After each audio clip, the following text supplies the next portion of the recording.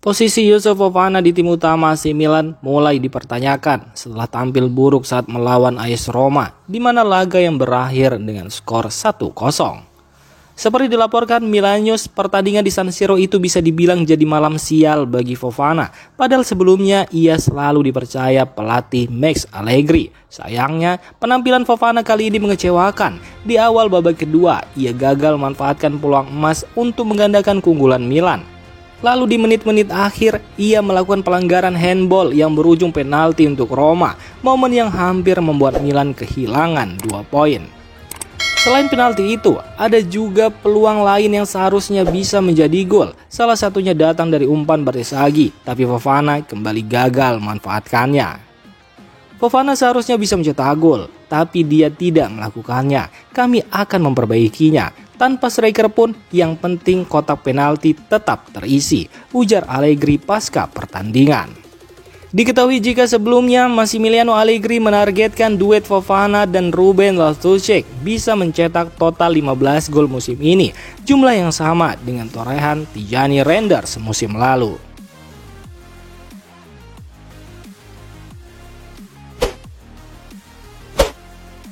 Media La Gazzetta dello Sport menyoroti masalah kedalaman skuad AC Milan yang dinilai bisa menghambat peluang tim untuk meraih Scudetto musim ini.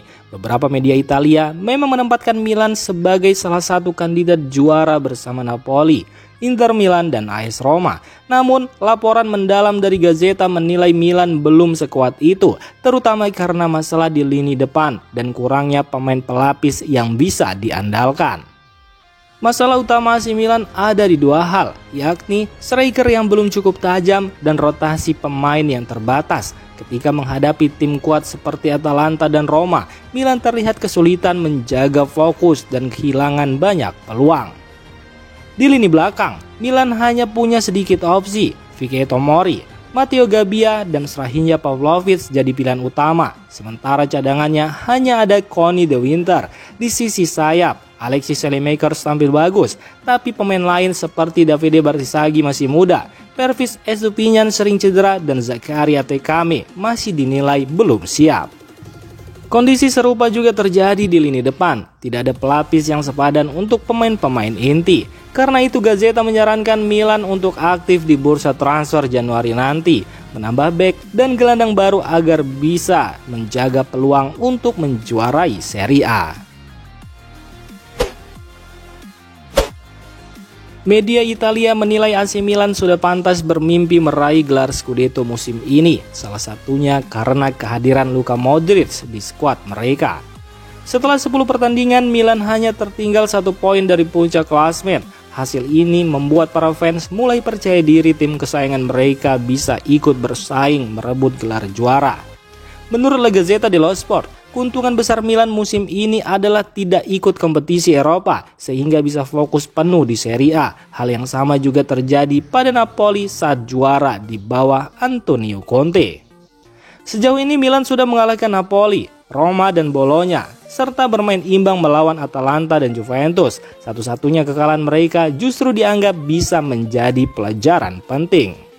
Faktor terbesar kebangkitan Milan adalah Luka Modric. Mantan bintang Real Madrid itu kini berperan sebagai pengatur permainan utama dan menjadi otak serangan Milan.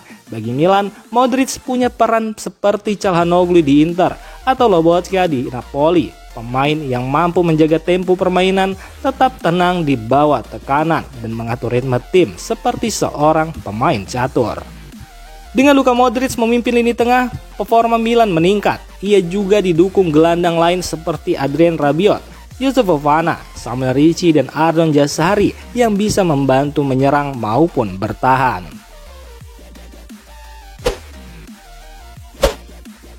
AC Milan dan Inter Milan resmi menyelesaikan pembelian Stadion San Siro beserta area sekitarnya dengan nilai 196 juta euro atau sekitar 3,4 triliun rupiah. Kesepakatan ini membuka jalan bagi pembangunan stadion baru milik bersama kedua klub.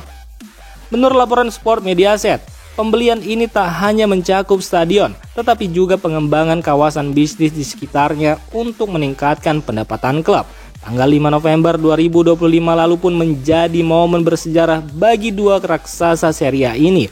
Awal dari era baru dalam sejarah panjang Milan dan Inter. Awalnya, proses pembelian dijadwalkan selesai pada 10 November, namun kedua klub berhasil menuntaskannya lebih cepat. Arsitek terkenal Norman Foster akan merancang stadion baru berkapasitas 71.500 penonton. Pembangunan dijadwalkan dimulai pada 2027 dan stadion modern itu ditargetkan siap digunakan pada 2031.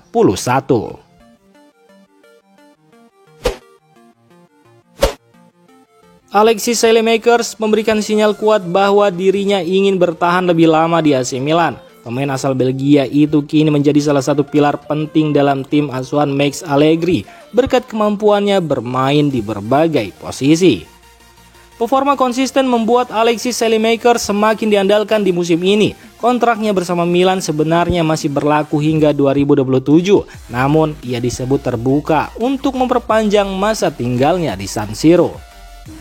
Dukungan besar dari para penggemar juga membuatnya semakin betah. Ia dikenal memiliki rasa cinta yang kuat terhadap klub dan selalu menunjukkan kerja keras di setiap pertandingan. Dengan mentalitas yang stabil dan fokus, Alexis Saelemaekers dianggap sebagai salah satu sosok penting dalam upaya Milan kembali bersaing memperebutkan Scudetto musim ini.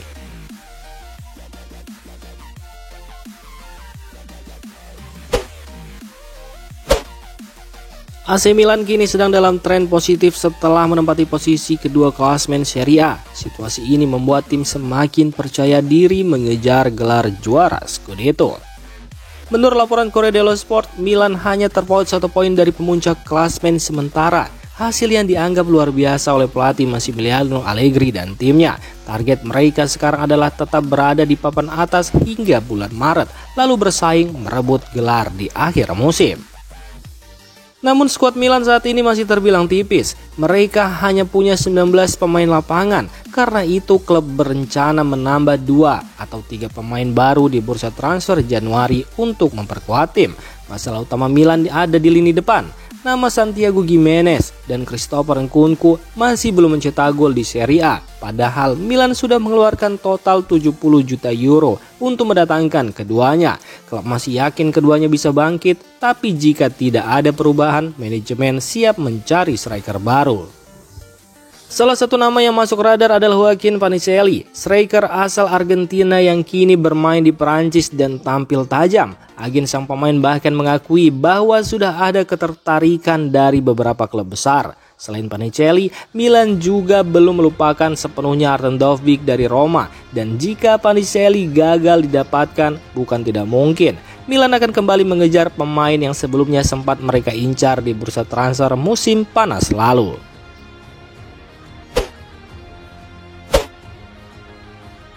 Demikian informasi dunia sepak bola terupdate hari ini.